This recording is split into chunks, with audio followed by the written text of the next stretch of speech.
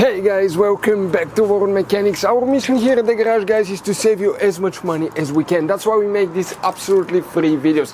Let's go ahead and start on it now.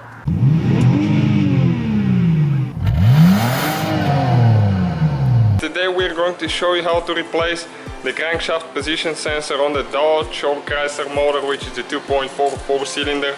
We got three codes. One of them is P0300 random misfire, the other one is P0315, which is related to the crankshaft position sensor, and the third one is P0335, which is the actual crankshaft position sensor.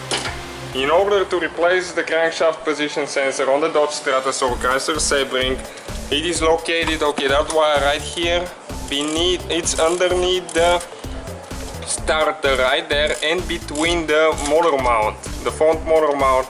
So what we need to do, we need to jack the car up and we will need to remove the bracket for the motor mount. So when you jack the car up, always safety first, put the jack there. Make sure you have a jack stand so the car doesn't fall on you. And now we will need to remove this bolt right here with a 15mm socket. One right there. Okay, the one right there that's holding the motor mount, the center one, and this one. And also we need to remove these two right here. And you need to put the jack underneath the motor to make sure that it doesn't tilt one way or the other.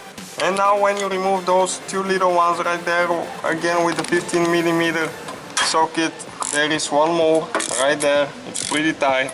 But we'll need to remove that bracket so we can access the crankshaft position sensor. On some vehicles it's easy to access. On this one it'll take you a couple minutes. It shouldn't take you more than 10 minutes if you know what you're doing. Okay, we're ready to pull it out. And as you can see, the whole bracket should come out of there once we pull the center bolt out. The one right there, it's still holding a little bit. And once we remove it, we'll be able to access the crankshaft position sensor, which is located above that engine mount and right underneath the starter. Okay, this is the crankshaft position sensor wire right here. So now that red safety thing, we need to pull it out so we can actually press on the clip and pull it out of there. And this one is really stuck there. Okay, let me show you. That's how we pull it out. And now we'll be able just to press the clip and pull it out. It probably is stuck there because of mud and rust. And okay, right there, and you just pull it out like that. So now right here there is one bolt that we'll need to remove in order to pull the crankshaft position sensor out. And now with 8mm socket we need to remove that bolt and just take it off, completely off. Okay, we pull the bolt out and now we should be able to remove the crankshaft position sensor. Okay, from the top when you look, it's right there, so you might need to use a screwdriver to help it. Okay, right there.